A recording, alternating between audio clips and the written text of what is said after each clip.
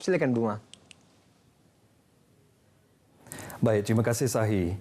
Kementerian Pembangunan Wanita, Keluarga dan Masyarakat KPWKM berhasrat untuk memperkasa kemahiran perkhidmatan jagaan orang kelainan upaya OKU menerusi satu skim latihan kemahiran berasaskan jenis-jenis ketidakupayaan.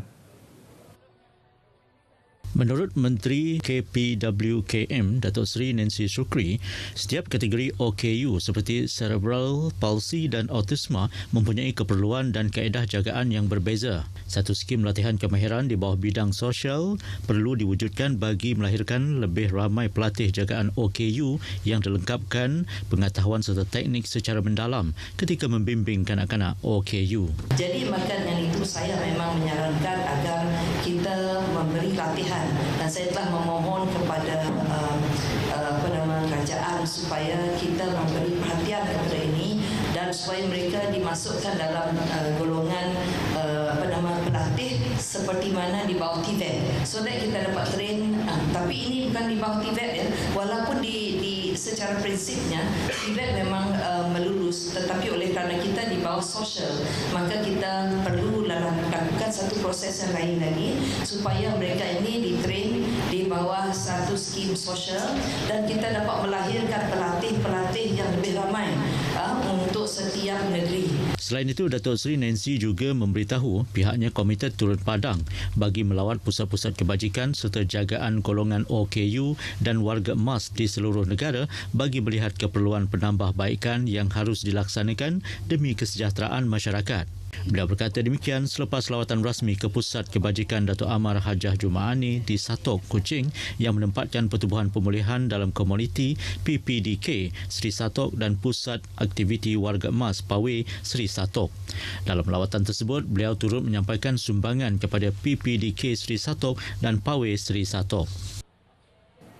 Baik, cadangan kerajaan negeri untuk mengklasifikasikan perdagangan karbon di bawah bidang kuasa Kementerian Peladangan dan Komuniti akan dibentangkan dalam mesyuarat Majlis Tindakan Perubahan Iklim Malaysia MyCAC minggu ini. Menteri Sumber Asli, Alam Sekitar dan Perubahan Iklim NRECC Nik Nazmi Nik Ahmad memberitahu kementeriannya akan membentangkan kerangka dasar karbon negara. Dalam mesyuarat tersebut yang akan dipengerusikan Perdana Menteri Datuk Seri Anwar Ibrahim serta dihadiri oleh menteri-menteri besar dan ketua menteri. Katanya, sekira sudah diputuskan, ia hanya akan melibatkan proses perundangan secara dasar dan tidak dari segi perlembagaan. Kita akan buat secepat mungkin sebab minggu ni kita akan present kepada MyCAC yang saya kata tadi dipengerusikan oleh PM untuk kita butirkan dengan lebih lanjutlah bagaimana perjalanan kita untuk dasar karbon negara ni untuk dilaksanakan secepat mungkin sebab dia ada beberapa perkara melibatkan rundingan di peringkat antarabangsa dan sebagainya. Beliau memberitahu kepada pemberita selepas kunjungan hormat terhadap Premier Sarawak Datuk Patinggi Tan Sri Abang Johariton Openg dan penyerahan 8 projek rancangan memulihkan koridor sungai yang telah disiapkan oleh Jabatan Pengairan dan Saliran kepada Kerajaan Negeri di Wisma Bapa Malaysia pagi tadi. Terdahulu beliau memaklumkan pelaksanaan 8 projek berjumlah 63 juta ringgit yang telah diserahkan kepada kerajaan negeri hari ini, antaranya koridor Sungai Batang Kayan, Batang Balingian, Batang Sadong di Pekan Gedong dan Serian, Batang Sadong di Simunjan, retaining wall Sungai Baram, Rumah Naing, Pekan Sabtu Oyak dan Betong. Ujarnya NRECC akan terus bekerjasama dengan kerajaan negeri dalam memastikan projek-projek pemulihan koridor sungai dapat diteruskan lagi bagi menjamin keselamatan dan kesejahteraan rakyat serta dapat memberi peningkatan hidup dan pertumbuhan ekonomi kepada negara. Saudara, para petani di Sarawak diseru agar membuka minda dengan mencuba pertanian yang lebih menguntungkan agar peluh dan keringat mereka membuahkan hasil yang lumayan. Menteri Industri Makanan, Komuniti dan Pembangunan Wilayah Sarawak, Datuk Seri Stephen Rundi Utom berkata, para petani harus bijak membuat pilihan tanaman jangka panjang serta mampu menghasilkan keuntungan yang besar kepada mereka. Katanya, tanpa mereka sedar, tanaman biasa seperti jambu batu dan padi juga boleh memberi keuntungan jika dibandingkan dengan kelapa sawit. Untuk sekilo kelapa sawit hampir 50 hingga 60 sen berbanding sekilo, manakala satu tan jambu batu ialah 5,080 dan satu tan kelapa sawit ialah 600. Beliau berkata kepada media selepas majlis makan malam sempena penutupan persidangan pegawai-pegawai kanan Senior Officers Conference Jabatan Pertanian Sarawak 2023 di Sibu baru-baru ini. Dalam pada itu, beliau berkata kerajaan negeri serius dalam mengusahakan tapak Dabai Belt di Song Ngemah dan memajukannya di kawasan tersebut tanpa memindahkan ke kawasan lain. Ini untuk supaya orang tahu bahawa dabai terbaik di dunia adalah datang dari kawasan Song, manakala di kawasan Katibas pula terkenal dengan ikan empurau. Jelas Datuk Seri Stephen lagi, pihaknya juga memerlukan kerjasama daripada komuniti petani persendirian yang mempunyai pengetahuan luas dalam bidang pertanian. Hal ini kerana individu tersebut bakal menguruskan pelaksanaan kepada industri hiliran dalam sektor pertanian yang bernilai tinggi seperti durian, nanas dan kelapa. Masyarakat serta penggiat industri perlu memainkan peranan untuk menggalakkan generasi baharu untuk menghargai dan menerima warisan lama agar tidak ditelan zaman. Timbalan Menteri Pelancongan Industri Kreatif dan Seni Persembahan Sarawak, Datuk Snodan Lawan berkata, ia penting untuk memberi kesedaran kepada generasi baharu dalam memelihara budaya, seni kraf, seni persembahan serta penghasilan tekstil. Menerusi inovasi teknologi, generasi masa kini berupaya membawa perubahan besar dalam seni warisan selari dengan perkembangan semasa. Beliau berucap pada majlis perasmian Nuansa Seni edisi ketiga Pesona Nusantara di Kuching. Terdahulu berucap dalam majlis yang sama, pengarah program berkenaan Dr. Sharifah Suzana Wan Syukran memaklumkan program itu diadakan untuk memartabatkan seni tekstil warisan tradisional Songket serta bakat-bakat pereka fashion dari dalam dan luar negara. Dalam program tersebut, turut diadakan persembahan Pesona Nusantara yang menampilkan rekaan seni 10 pereka fashion dari Sarawak, Sabah, Brunei dan Indonesia. Hadir sama pada majlis itu Konsul Jeneral Republik Indonesia di Kuching, Raden Sigit Wijaksono.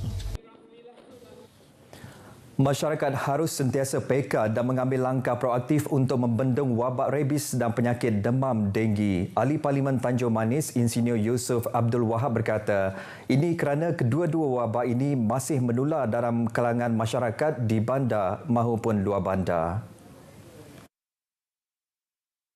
Katanya data Kementerian Kesihatan sehingga pertengahan Jun 2023 menunjukkan berlaku peningkatan sebanyak 149.6% kes berbanding pada tahun 2022 dalam kes denggi di Malaysia yang meningkatkan kadar kematian sehingga 160%. Manakala sebanyak 11 kes rabies dalam kalangan manusia termasuk 9 kes kematian telah dilaporkan di Sarawak sejak 1 Januari 2023 sehingga 15 Mei 2023. Ini menjadikan jumlah kes rabies dalam kalangan manusia di Sarawak sejak wabak diisytiharkan pada Julai 2017 sebanyak 66 kes dengan 59 kematian. Ujarnya daripada data ini maka sedia maklum betapa seriusnya impak penyakit demam denggi dan penyakit rabies terhadap sistem kesihatan komuniti. Sehubungan itu, beliau bangga dengan pihak Majlis Daerah Sarike dan lain-lain agensi yang terlibat kerana mempunyai inisiatif seperti ini datang ke luar bandar semata-mata mahu memberi kesedaran kepada komuniti, menyampaikan maklumat-maklumat yang penting demi kepentingan masyarakat setempat. Beliau berucap demikian pada program kesedaran denggi dan rabies di Dewan Masyarakat Kampung Selalang, Sarike baru-baru ini. Ujarnya, program kesedaran mengenai penyakit demam denggi dan rabies dalam kalangan komuniti di bandar, lebih-lebih lagi di luar bandar sangatlah penting. Beliau menyeru kepada penduduk di Selalang agar mengambil inisiatif dan peluang ini untuk mengetahui serta mempelajari lebih banyak lagi maklumat yang dibawa oleh kerajaan ke kawasan Selalang ini. Maklumat penting sebegini perlu disebarkan menerusi pelbagai media agar semua peka kepada situasi semasa dan langkah pencegahan awal dapat dibuat demi kesejahteraan penduduk secara menyeluruh. Beliau turut menggalakkan Jawatankuasa Kemajuan dan Keselamatan Kampung JKKK dan Rumah Panjang melaksanakan program sendiri secara berkala di kawasan masing-masing. Radio Televisyen Malaysia RTM harus menang dalam penggunaan platform digital bagi memastikan ia kekal relevan dan menjadi stesen penyiaran pilihan utama masyarakat. Ketua Pengarah Penyiaran Suhaimi Sulaiman berkata, masyarakat masa kini telah beralih kepada platform digital untuk mendapatkan maklumat atau melayari pelbagai kandungan siaran kerana mudah diakses kerana tanpa mengira lokasi keberadaan. Suhaimi bagaimanapun menegaskan kandungan yang disediakan haruslah menarik, padat dan menepati selera penonton. Sehubungan itu, pelbagai perancangan telah dan sedang dilakukan oleh RTM untuk mencapai matlamat tersebut. Katanya, aplikasi RTM Klik antara platform digital yang disediakan untuk memudahkan masyarakat memilih pelbagai kandungan siaran di RTM. Antaranya siaran AM Show iaitu segmen berbentuk hiburan yang dimuat naik di RTM Klik. Selain itu, Kanta 744 iaitu berita yang padat dan ringkas bersiaran selama 15 minit setiap hari sebelum siaran berita perdana antara pembaharuan dalam segmen berita. Manakala penambahbaikan untuk siaran radio katanya akan diumumkan kemudian. Banyak yang sedang dalam perancangan. Jadi kita buat sikit-sikit, berita dah on, hiburan dah on, radio dah on, dan sekarang kita tengok dokumentari dan sebagainya. Jadi kita step by step dan benda ini berjalan dengan sangat lancar. Suhaimi berkata demikian ketika ditemu bual di Sarawak FM hari ini. Polis Sarawak menerima 4 laporan berkaitan kes penipuan dalam talian melibatkan kerugian hampir RM260,000 yang berlaku antara 23 Jun dan Sabtu lepas. Pesuruhjaya Polis Sarawak Datuk Muhammad Azman Ahmad Sapri berkata, 2 kes membabitkan tawaran kerja sambilan dalam talian yang tidak wujud. 1 kes masing-masingnya pula melibatkan tawaran pembelian tiket konsert dalam talian dan penyamaran melalui panggilan telefon.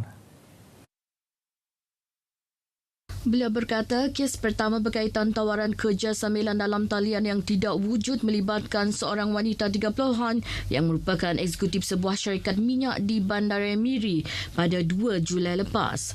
Mangsa yang telah terpedaya mengalami kerugian RM106,737 akibat 10 kali transaksi pembayaran kepada 8 akaun bank berbeza. Kes kedua pula melibatkan seorang kerani wanita di sebuah syarikat pembekal perubatan di Kuching. Pada 28 Jun lepas, mangsa tertarik dengan iklan di Facebook oleh penama profil Alena Loh untuk kerja sambilan yang menawarkan kerja menonton filem dan mendapat komisen. Bagi tawaran itu, mangsa perlu membuat pembayaran bagi setiap filem yang ditonton jika mahu mendapat komisen. Kerana terpedaya, wanita itu membuat 13 kali transaksi pemindahan wang ke 6 akaun bank yang berbeza berjumlah RM54,071.78 Datuk Azman berkata, kes penipuan tawaran pembelian tiket konsert dalam talian membabitkan seorang lelaki pertengahan 50-an yang merupakan jurutera di Kuching. Pada 6 Julai lepas, mangsa telah melihat iklan penjualan tiket konsert penyanyi Taylor Swift di laman media carousel. Mangsa yang berminat telah membuat pembelian 3 tiket berjumlah RM11,530 dalam 3 transaksi ke akaun bank yang diberikan suspek. Kes penipuan penyamaran melalui panggilan telefon melibatkan seorang wanita yang bekerja sebagai pengurus syarikat swasta di Miri. Pada 7 Julai lalu, mangsa telah menerima panggilan telefon dari nombor yang tidak dikenali dari pihak bank HSBC kad kredit mendakwa nama mangsa ada digunakan untuk membuat kad kredit di Ipoh Perak dan penggunaan telah dilakukan 2 kali. Selain itu, nama mangsa juga dikaitkan dengan kes pengubahan wang haram. Akibat panik, mangsa telah mengeluarkan wang dari akaun miliknya sebanyak RM84,800 dan dimasukkan ke 2 akaun bank yang telah diberikan suspek bagi tujuan membersihkan namanya. Baik saudara, perkongsian itu tadi mengakhiri berita dari Sarawak. Salam